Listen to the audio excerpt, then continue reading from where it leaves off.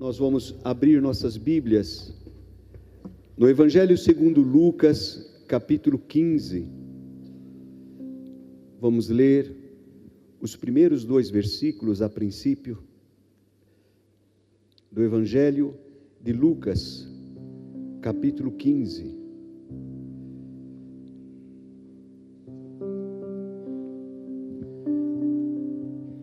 Jesus, o amigo dos pecadores.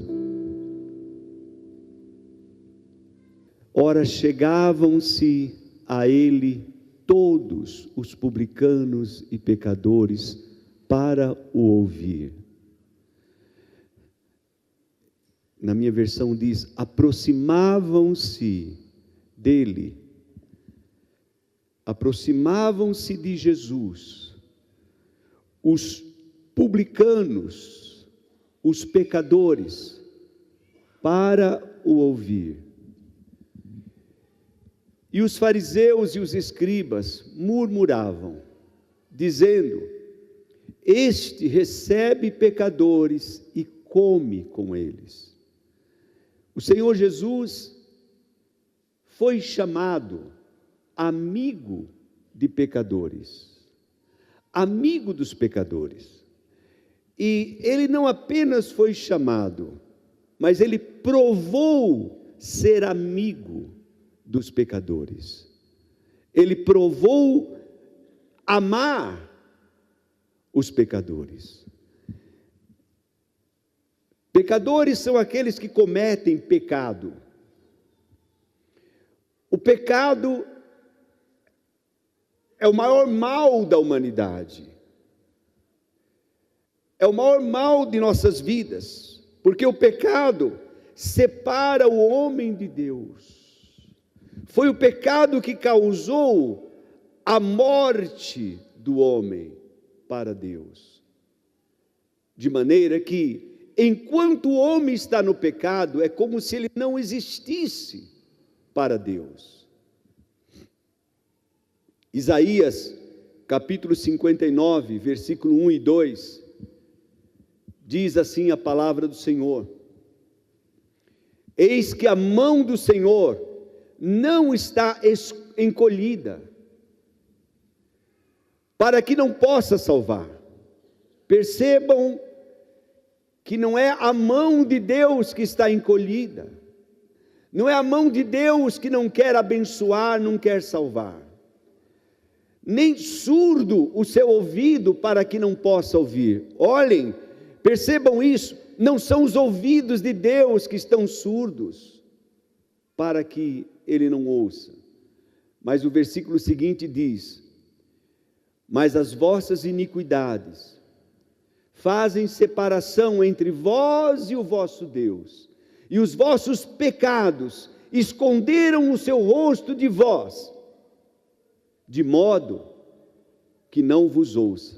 Então, amados, este princípio permanece, mas antes de Jesus vir, na época em que Isaías, pelo Espírito Santo, escreveu esse texto, a situação era muito mais grave, porque não havia a proximidade, não havia como o homem se aproximar de Deus, devido às suas iniquidades, devido aos seus pecados. Havia uma separação.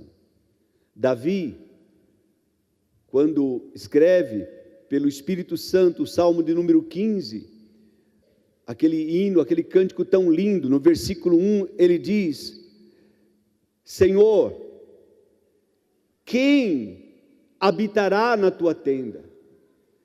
Quem poderá estar na tua presença, no teu monte santo?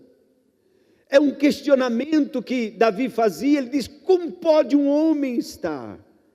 Se para que ele esteja lá, ele precisa ser íntegro de coração, precisa ser puro, precisa ser santo. Enfim, Deus olhou tudo isso, Jesus olhou para a situação dos pecadores, e ele, irmãos, como amigo dos pecadores, como aquele que come com eles, desejou dar uma resposta para o pecado, e Jesus é esta resposta para o pecado. Quando o Senhor Jesus veio ao mundo, já no início, irmãos, ainda criança, lá em Lucas, no capítulo de número 2, versículo 28 em diante, mostra quando Jesus, o menino Jesus, ainda chegou ao templo para ser apresentado, como nós fazemos nas nossas igrejas.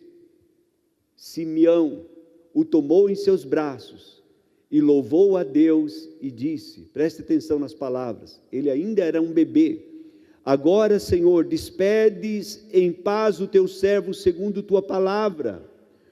Por quê? Pois os meus olhos já viram a tua salvação, o qual tu preparaste ante a face de todos os povos, luz para a revelação dos gentios e para a glória do teu povo Israel. Então, Deus, ou melhor, Simeão teve esta revelação de que Jesus veio justamente para isso, como salvação, como libertação daqueles que estavam perdidos em seus delitos e em seus pecados.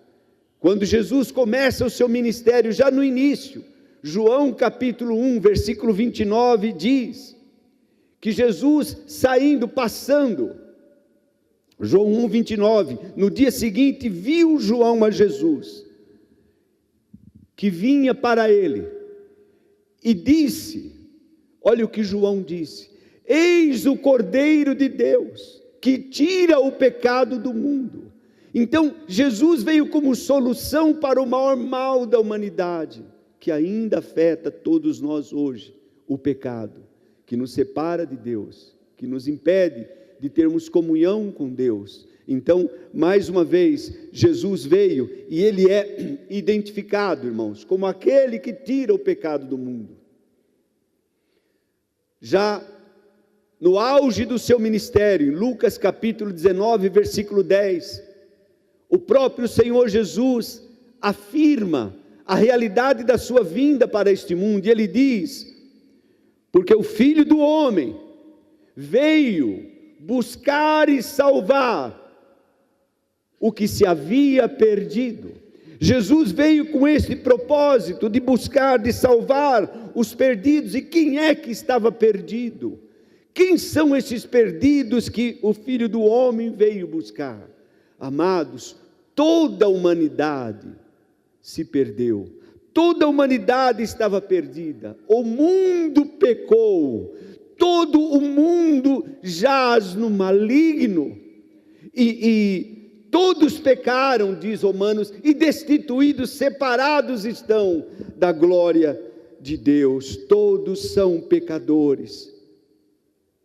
Há um texto que me chama muita atenção, em Lucas capítulo 13, do versículo 1 ao versículo 3, quando os discípulos vêm contar uma história para o Senhor Jesus, e fala, naquele tempo estavam presentes alguns dos que falavam dos galileus, cujo sangue Pilatos misturara com os sacrifícios deles.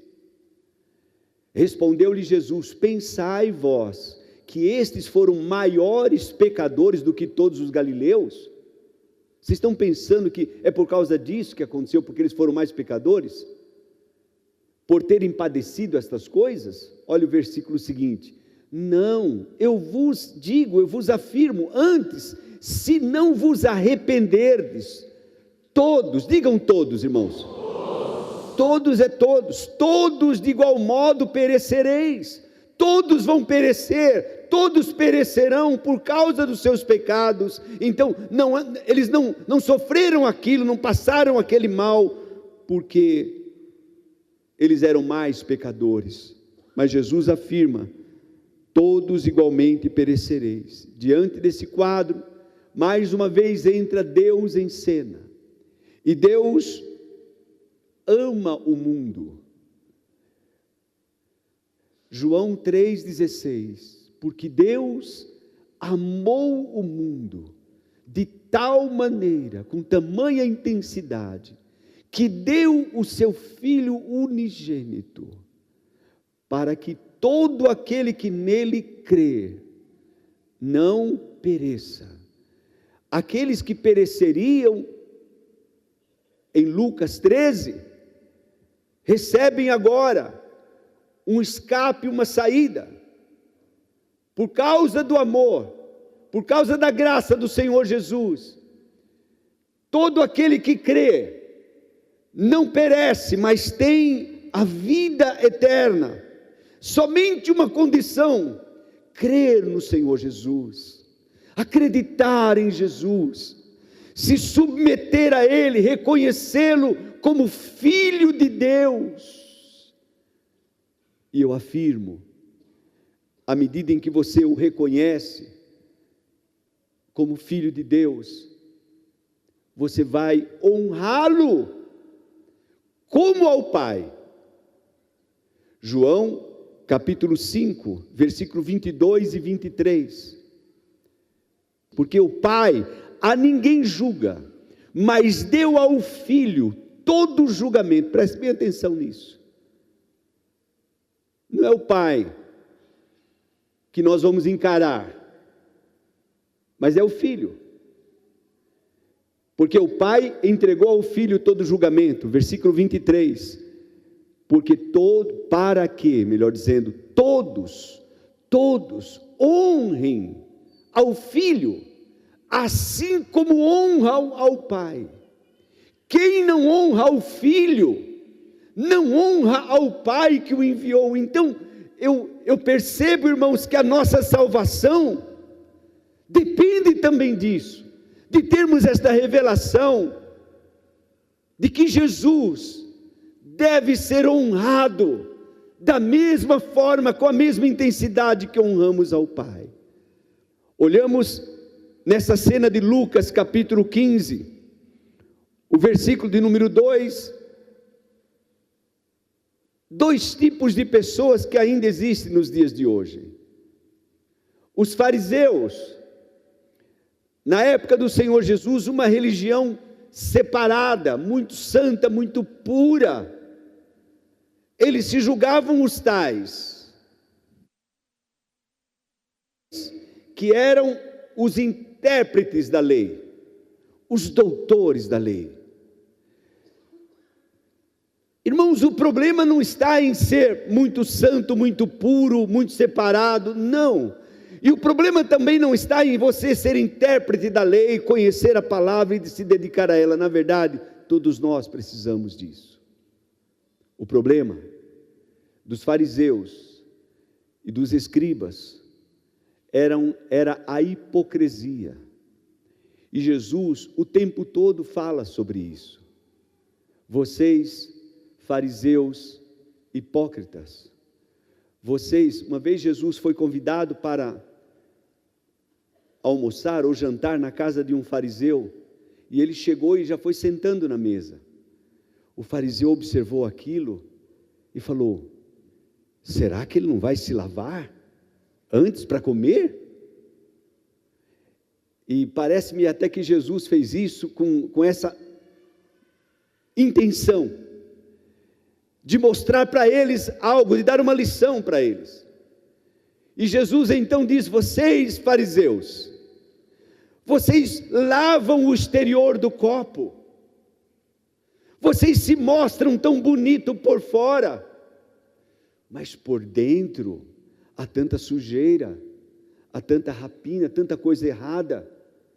Fariseus, como vocês precisam lavar não apenas o exterior, mas também o interior, principalmente o interior. O problema dos fariseus, irmãos, era somente esse. O problema dos escribas eram isso. Eles detalhavam as leis de tal maneira, de tal intensidade, que eles não conseguiam fazer, e impunham isso para os outros. Está escrito, tem que fazer isso, tem que fazer aquilo. Eles mesmos não conseguiam, mas traçavam aquelas regras duras para os outros. Infelizmente, ainda há uma linhagem nos dias de hoje de fariseus e também de escribas, daqueles que usam a internet para murmurar, para reclamar, para falar mal daqueles que estão crescendo. Eles não falam das igrejas pequenas, eles não falam daqueles que estão lutando, não, eles normalmente procuram atacar quem está dando fruto. E nós temos que tomar muito cuidado, dizia o Senhor Jesus desde daquela época, cuidado com o fermento dos fariseus, cuidado para não entrar nesta ouvidoria, ouvindo coisas que não vão trazer nada para vocês. A situação dos fariseus e dos publicanos eram esta. Certa vez, o Senhor Jesus curou um cego de nascença. Essa história está em João capítulo 9. Eu sei que os irmãos conhecem, mas lá no versículo 27, estava esses conversando. Os fariseus interrogavam o cego, interrogavam o pai, porque eles não se conformavam com o milagre que tinha acontecido. E no versículo 27 ele diz, o cego respondendo, já vou-lo disse e não atendestes, por que vocês querem tornar a ouvir? O cego falando com os fariseus, acaso também vocês querem ser discípulos dele? Significa, vocês querem se tornar discípulos do Senhor Jesus? Eles poderiam com muita humildade dizer, olha, nós queremos examinar, pode ser que a gente... Mas veja o que eles dizem, a resposta, então o injuriaram e disseram, discípulo dele sejas tu, nós porém somos discípulos de Moisés. Era este o pensamento deles, irmãos, era justamente isso que eles falavam. Versículo seguinte diz assim, sabemos que Deus falou a Moisés, mas quanto a esse, não sabemos de onde é. Respondeu-lhe o homem, nisto pois está a maravilha, vocês não sabem onde ele é, entretanto, ele me abriu os olhos. Sabemos que Deus não ouve a pecadores, está vendo, irmãos? Mas se alguém for temente a Deus e fizer a sua vontade, a esse o ouve. Versículo seguinte, vamos até o 34. Desde o princípio do mundo, nunca se ouviu que alguém abrisse os olhos a um cego de nascença. Se este não fosse de Deus, não poderia fazer, nada poderia fazer. Replicaram-lhe eles, tu nasceste todo em pecados, e vens nos ensinar a nós, e o expulsaram da igreja. Este era o agir dos fariseus, esta era a forma de pensar deles. Eles então foram os fariseus e os escribas, os primeiros a intentarem uma maneira de pegarem Jesus para o matá-lo, para acabar com a vida do Senhor Jesus. Então, eu quero lembrar os irmãos, que o cuidado que nós precisamos ter, eu digo, Jesus ama os fariseus, Jesus ama os escribas, Jesus ama o mundo, Deus amou o mundo, e entre o mundo está escriba, está fariseu, está todos. Agora, qual deve ser a atitude daqueles que querem ser salvos? Qual a atitude daqueles que querem receber a salvação, irmãos? Qual a atitude daqueles que querem receber a bênção do Senhor, querem receber mais de Deus? Qual deve ser a nossa atitude para sermos mais, nos aproximarmos, ou melhor, recebermos mais de Deus? E quando olhamos para isso, olhamos para o versículo, irmãos, nós sabemos que tudo que nós recebemos de Deus é evidente, é por sua graça, é por seu favor, não é por merecimento, não é por mérito nosso, é por amor de Deus, por graça do Senhor Jesus, pelo agir do Espírito Santo, mas do nosso lado, a nossa parte, irmãos, é se aproximar de Deus, é nos aproximarmos de Deus, e isto fizeram os pecadores, os publicanos se aproximavam de Deus, aqueles que mais precisam, aqueles que se encontram tão carentes, tão deprimidos, eles então buscam a Deus, embora pecadores, eles buscam, têm atitudes daqueles que querem ser salvos, eles se aproximam do Senhor Jesus, eles se aproximam para ouvir, eles se aproximam para receber a salvação, para receber aquilo que o Senhor tem. Desde o início, o Senhor Jesus nos explicava isso.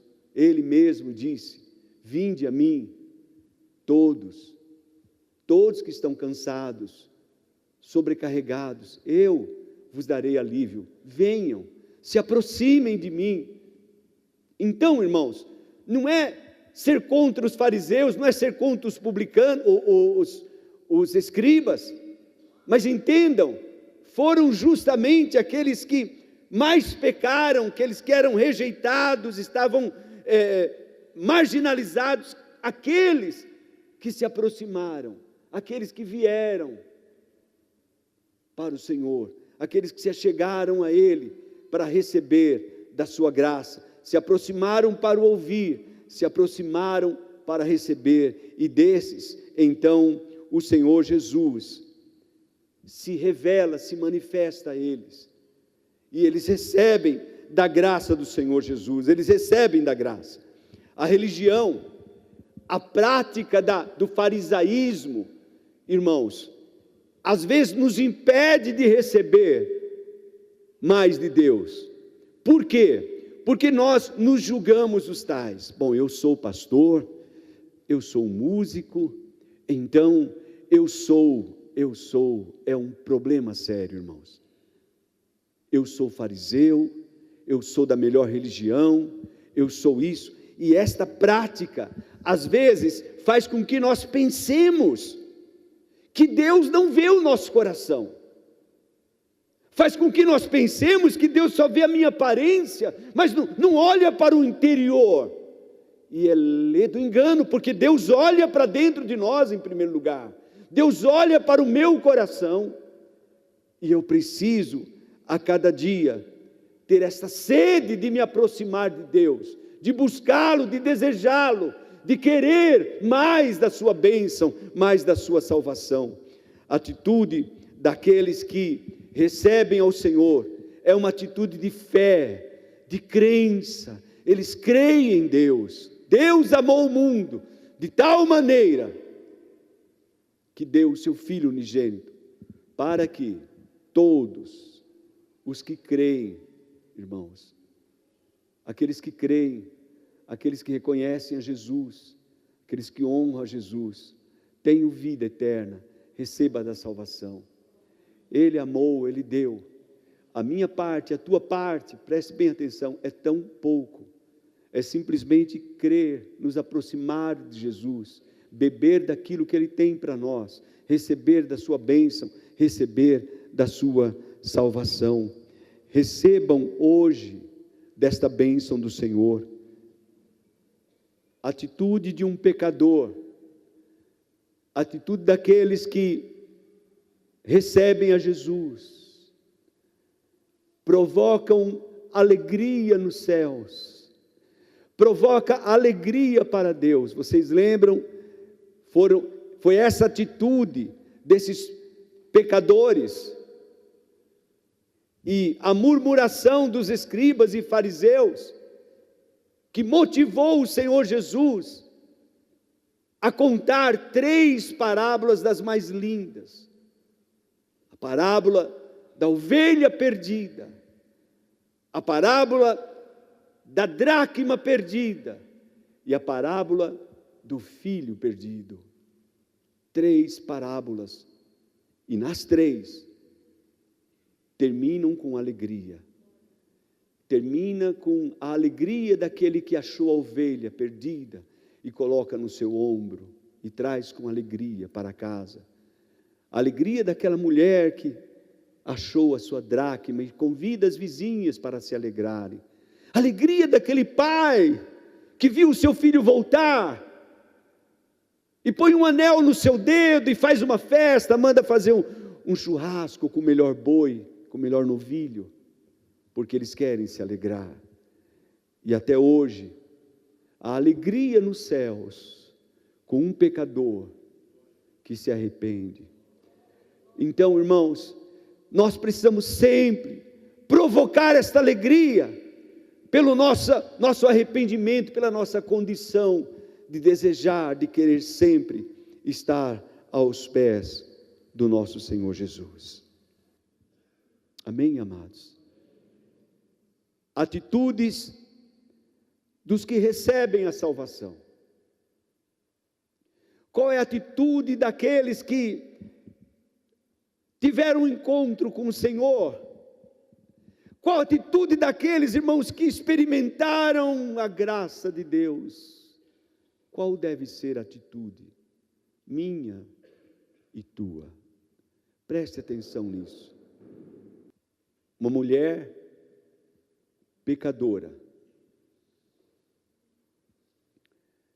Lucas capítulo 7, versículo 36 a 47. Lucas. São histórias que nós conhecemos, meus amados, mas que estão registradas na palavra. A pecadora que ungiu os pés de Jesus. Lucas 7, 36.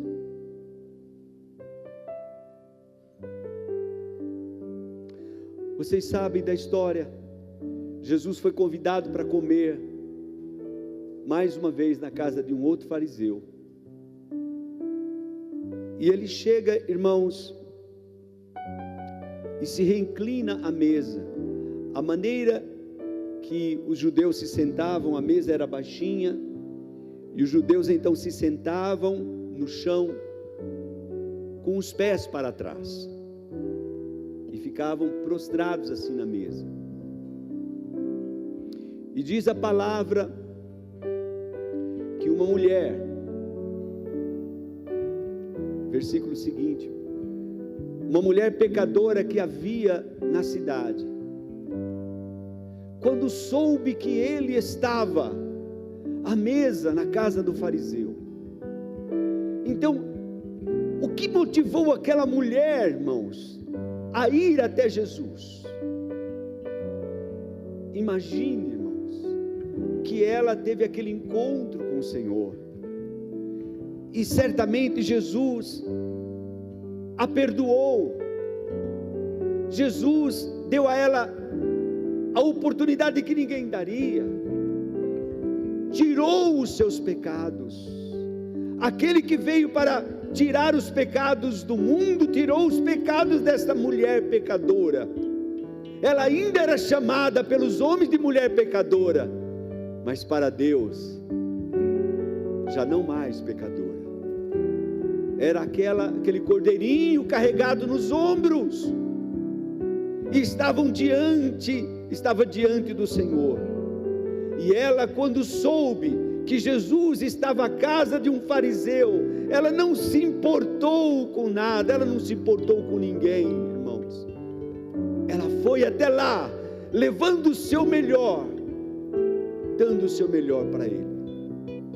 Diz a palavra que ela trouxe um vaso de alabastro com bálsamo, e estando por detrás, aos pés, chorando, começou a regar os pés de Jesus com lágrimas, e enxugava com os seus cabelos, e beijava-lhes os pés, e ungia com aquele bálsamo.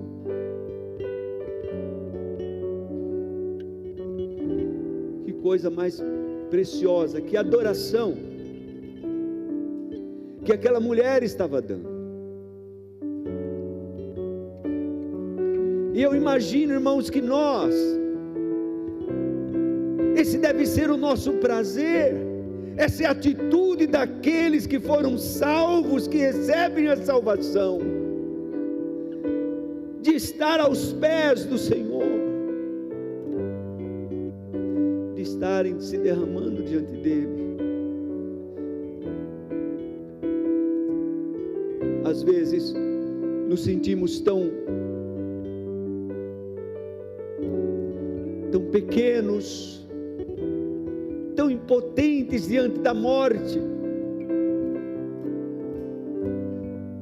nos sentimos tão impotentes diante de uma enfermidade terminal.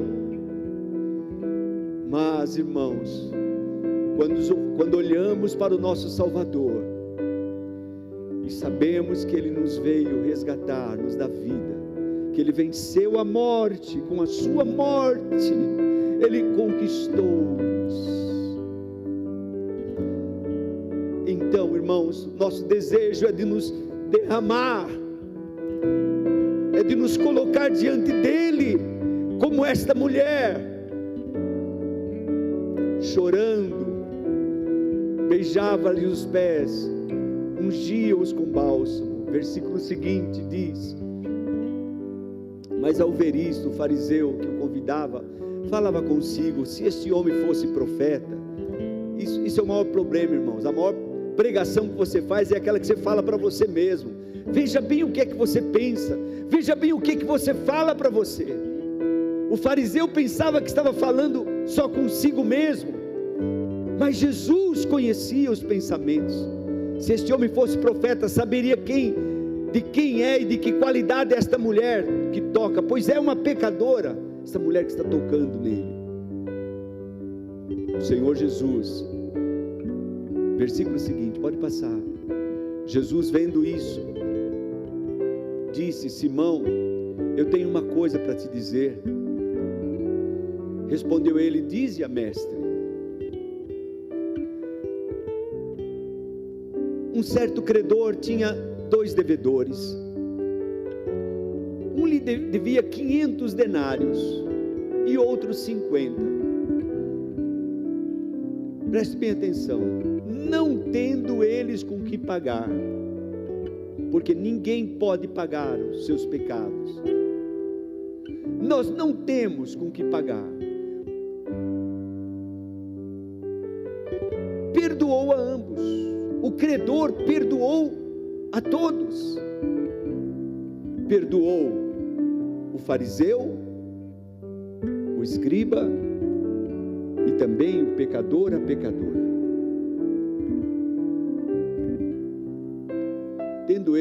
Não tendo eles como que pagar, perdoa a ambos. Qual deles, pois, o amará mais? Então ele respondeu: suponha que aquele a quem mais perdoou. Jesus replicou: julgaste bem. Eu entrei na tua casa, Simão, e você não colocou. Pode virar, queridos, por favor. Eu entrei na tua casa e você não colocou água para me lavar os pés.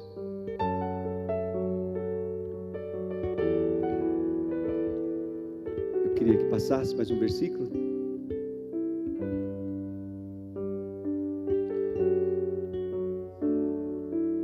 Porém, esta mulher regou os meus pés com lágrimas, e os regou e os enxugou com os seus cabelos.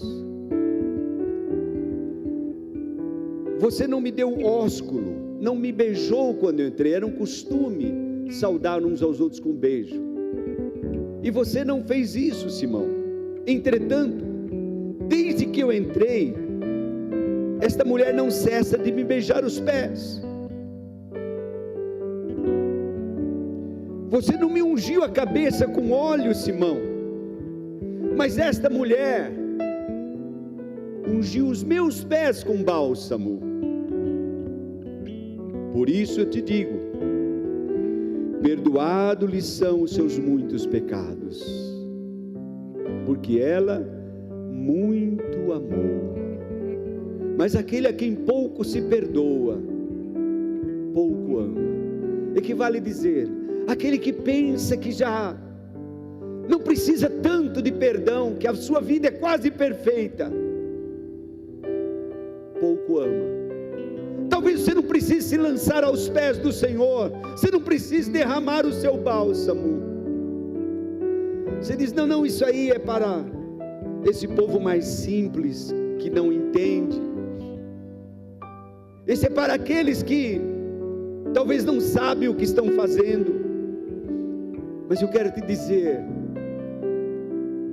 não importa o tamanho dos teus pecados, o destino do pecador é um só, irmãos: perecer, inferno.